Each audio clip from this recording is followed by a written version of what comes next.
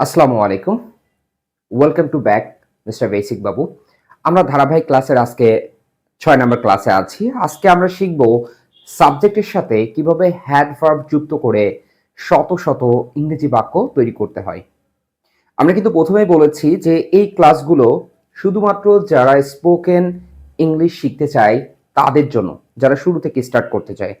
So আমাদের ধারাবাহিক ক্লাসের ৬ নম্বর ক্লাসটা স্টার্ট করছি।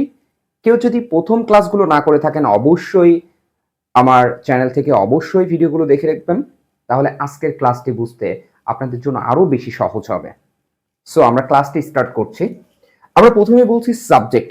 আমরা অলরেডি সাবজেক্ট সম্পর্কে জানি যে এখানে I, we, you, he, she, they এই জাতীয় যে সাবজেক্টগুলো আছে এইগুলোর সাথে আমরা হ্যাড ভার্ব ব্যবহার করব এবং অবজেক্ট ব্যবহার করব। এটা ব্যবহার করে খুব সহজেই শত শত ইংরেজি বাক্য তৈরি করতে পারবো। অ্যাট ফার্স্টে আমাদের জানতে হবে যে হ্যাড ভার্বটার অর্থটা কি। হ্যাড ভার্বের অর্থ হচ্ছে ছিল। কোনো কিছু ছিল অতীতের কথা বোঝাতে আমরা হ্যাড ব্যবহার করি। অতীতের কথা বোঝাতে হ্যাড ব্যবহার করি। এই হ্যাড ভার্বটা সকল সাবজেক্টের সাথে বসে খুব সহজেই সেন্টেন্স মেক করবে। আমরা যেমন প্রেজেন্টের ক্ষেত্রে হ্যাভ হ্যাজ ব্যবহার করেছিলাম, সেই ক্ষেত্রে কিন্তু হ্যাভের ব্যবহারটা এবং হ্যাজের ব্যবহারটা আলাদাভাবে হয়েছিল। বাট এই ক্ষেত্রে হ্যাডের ব্যবহারটা সকল পার্সনের সাথে হবে। যেমন আমি যদি বলি যে I had a car, I had a car, আমার একটি কার ছিল, আই হ্যাড আ কার, আমার একটি কার ছিল, আই হ্যাড আ কার। এইভাবে কিন্তু বলতে হবে, আপনাকে প্র্যাকটিস করতে হবে। আমরা যখন সেন্টেন্সটা মেক করছি ঠিক এভাবে প্রত্যেকটা সাথে দিয়ে আপনার মুখের জড়তা কাটানোর জন্য এভাবে বলতে হবে। মুখের জড়তা কাটলে খুব সহজেই আপনি ইংরেজি কথা বলার জন্য এক ধাপে এগিয়ে যাবেন। তো আমি কি বলছি, আই হ্যাড আ কার, আমার একটি কার ছিল, আই হ্যাড আ কার। আমি যদি বলি I had a house, I had a house, আমার একটি বাড়ি ছিল, আই হ্যাড আ হাউস, আমার একটি বাড়ি ছিল, আই হ্যাড আ হাউস, আমার একটি বাড়ি ছিল। আমি যদি বলি আই হ্যাড টু গার্ডেন্স, আমার দুইটি বাগান ছিল, আই হ্যাড টু গার্ডেন্স, আমার দুইটি বাগান ছিল, আই হ্যাড টু গার্ডেন্স, আমার দুইটি বাগান ছিল। আমি যদি বলি আই হ্যাড থ্রি বুকস, আমার তিনটি বই ছিল, আই হ্যাড থ্রি বুকস, আমার তিনটি বই ছিল। এই জাতীয় কথা বলার ক্ষেত্রে আপনি হ্যাড ব্যবহার করবেন যে ছিল অর্থে। এখানে আমি জাস্ট অবজেক্ট অর এক্সটেনশন হিসেবে অল্প কিছু নিয়েছি। আপনি আপনার পারিপার্শ্বিক যে বিষয়বস্তুগুলো আছে যেটা নিয়ে বলতে চাচ্ছেন সেইগুলো জাস্ট অ্যাড করে দিবেন, তাহলে খুব সহজে শত শত, বললে ভুল হবে, হাজার হাজার সব সেন্টেন্স মেক করতে পারবেন। এখন যদি বলি আমাদের ছিল, আমাদের ছিল, আমাদের একটি গাড়ি ছিল বা কার ছিল, তাহলে কি হবে, উই হ্যাড আ কার, আমাদের একটি কার ছিল, উই হ্যাড আ কার, আমাদের একটি কার ছিল, উই হ্যাড আ কার, আমাদের একটি কার ছিল। আমি যদি বলি উই হ্যাড আ হাউস, আমাদের একটি বাড়ি ছিল, উই হ্যাড আ হাউস, আমাদের একটি বাড়ি ছিল, উই হ্যাড আ হাউস, আমাদের একটি বাড়ি ছিল। আমরা যদি বলি উই হ্যাড টু গার্ডেন্স, আমাদের দুইটা বাগান ছিল, উই হ্যাড টু গার্ডেন্স, আমাদের দুইটা বাগান ছিল, উই হ্যাড টু গার্ডেন্স, আমাদের দুইটা বাগান ছিল। উই হ্যাড থ্রি বুকস, আমাদের তিনটা বই ছিল, উই হ্যাড থ্রি বুকস, আমাদের তিনটা বই ছিল, উই হ্যাড থ্রি বুকস, আমাদের তিনটা বই ছিল।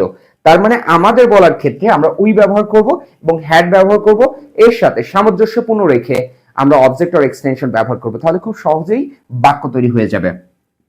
এখন যদি বলা হয় তোমার একটি কার ছিল, তোমার একটি কার ছিল, ইউ হ্যাড আ কার, তোমার একটি কার ছিল, ইউ হ্যাড আ কার, তোমার একটি কার ছিল, অথবা তোর একটি কার ছিল, ইউ হ্যাড আ কার।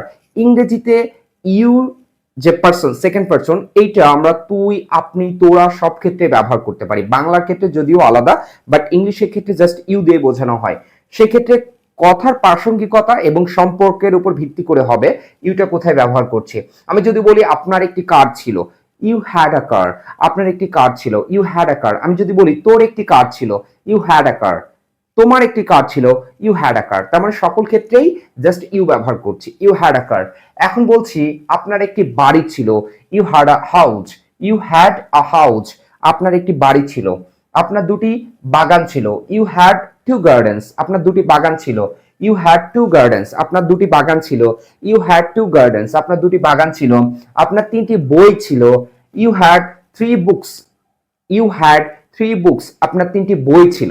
তাহলে খুব সহজেই কিন্তু আমরা এরকম সেন্টেন্স মেক করতে পারছি।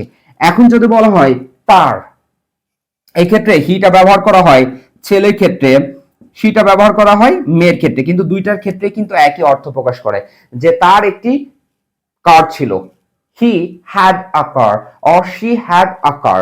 আমরা ছেলের ক্ষেত্রে বোঝাই তাহলে হি হ্যাড আ কার ব্যবহার করব, মেয়ের ক্ষেত্রে বোঝালে শি হ্যাড আ কার বোঝাবো। তাহলে খুব সহজে কিন্তু হয়ে যাবে। আমি বলছি কি প্রথমে হি দিয়েই করি, যে ছেলের ক্ষেত্রে হি হ্যাড আ কার, তার একটি কার ছিল, হি হ্যাড আ কার, তার একটি কার ছিল। হি হ্যাড আ হাউস, তার একটি বাড়ি ছিল, হি হ্যাড আ হাউস, তার একটি বাড়ি ছিল। হি হ্যাড টু গার্ডেন্স, তার দুটি বাগান ছিল, হি হ্যাড টু গার্ডেন্স, তার দুটি বাগান ছিল।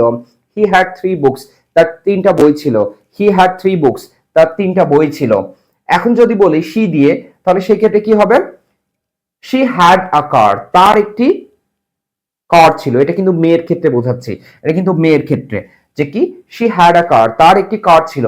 শি হ্যাড আ হাউস, তার একটি বাড়ি ছিল। শি হ্যাড টু গার্ডেন্স, তার দুটি বাগান ছিল। শি হ্যাড টু গার্ডেন্স, তার দুটি বাগান ছিল। শি হ্যাড থ্রি বুকস, তার তিনটা বই ছিল। শি হ্যাড থ্রি বুকস, তার তিনটা বই ছিল। তাহলে খুব সহজে কিন্তু দেখেন সেন্টেন্স মেক করা যাচ্ছে। আপনি এখানে অবজেক্ট অর এক্সটেনশন বৃদ্ধি করবেন এবং এই পার্সনগুলোর সাথে ভার্ব হ্যাড ব্যবহার করবেন অতীতের কোনো কিছু বোঝাতে ক্ষেত্রে, এবং এইভাবে শত শত, বললে ভুল হবে, হাজার হাজার বাক্য তৈরি করবেন। এখন যদি বলি তাদের ছিল, তাহলে সেক্ষেত্রে কি হবে, দে হ্যাড, তাদের ছিল তার মানে দে হ্যাড। আমি যদি বলি তাদের একটি বাড়ি ছিল, দে হ্যাড আ হাউস, তাদের একটি বাড়ি ছিল, দে হ্যাড আ হাউস। আমি যদি বলি তাদের একটি কার ছিল, তাহলে কি হবে, they had a car, they had a কার, তাদের একটি কার ছিল, দে হ্যাড আ কার। তাদের একটি বাড়ি ছিল, দে হ্যাড আ হাউস, তাদের একটি বাড়ি ছিল, দে হ্যাড আ হাউস, তাদের একটি বাড়ি ছিল। তাদের দুটি বাগান ছিল, দে হ্যাড টু গার্ডেন্স, তাদের দুটি বাগান ছিল, দে হ্যাড টু গার্ডেন্স, তাদের দুটি বাগান ছিল। আর যদি বলি তাদের তিনটা বই ছিল, দে হ্যাড থ্রি বুকস, তাদের তিনটা বই ছিল, দে হ্যাড থ্রি বুকস, তাদের তিনটা বই ছিল। এইভাবে আমি জানি যে এটা অনেকের কাছে খুবই সহজ মনে হবে, খুবই ইজি মনে হবে, কিন্তু যারা স্পোকেন ইংলিশ শুরু থেকে স্টার্ট করতে চায় তাদের জন্য এগুলো খুবই গুরুত্বপূর্ণ। ধাপে ধাপে তাদেরকে শিখতে হবে, প্রত্যেকটা বিষয় হাতে ধরে ধরে শিখতে হবে এবং প্র্যাকটিস করতে হবে। লজ্জা করা যাবে না, লজ্জা করলে কখনোই সফল হওয়া যায় না, লজ্জা ত্যাগ করলেই সফল হওয়ার এক ধাপ এগিয়ে যাওয়া যায়। সো স্পোকেন ইংলিশ শিখতে হলে, ইংরেজিতে কথা বলতে হলে ঠিক এইভাবেই প্র্যাকটিস করতে হবে। যত বেশি প্র্যাকটিস করা যাবে তত বেশি মুখে জড়তা কাটবে এবং খুব সহজে সেন্টেন্সগুলো আয়ত্তে আসবে এবং স্পোকেন ইংলিশের জন্য এক ধাপ এগিয়ে যাওয়া যাবে। সো ধারাবাহিক ক্লাসের আজকে 6 নম্বর ক্লাস শেষ করলাম। আমরা পরবর্তী ক্লাসে ধারাবাহিক ক্লাসের 7ম ক্লাস নিয়ে হাজির হব। ততক্ষণ পর্যন্ত সবাই ভালো থাকবেন, সুস্থ থাকবেন এবং আমার চ্যানেল নতুন হয়ে থাকলে অবশ্যই সাবস্ক্রাইব করবেন, লাইক করবেন, কমেন্ট করবেন, ফ্রেন্ডসদের সাথে শেয়ার করবেন এবং মিস্টার বেসিক বাবুর সঙ্গে সব সময় থাকবেন। ধন্যবাদ সবাইকে। আসসালামু আলাইকুম।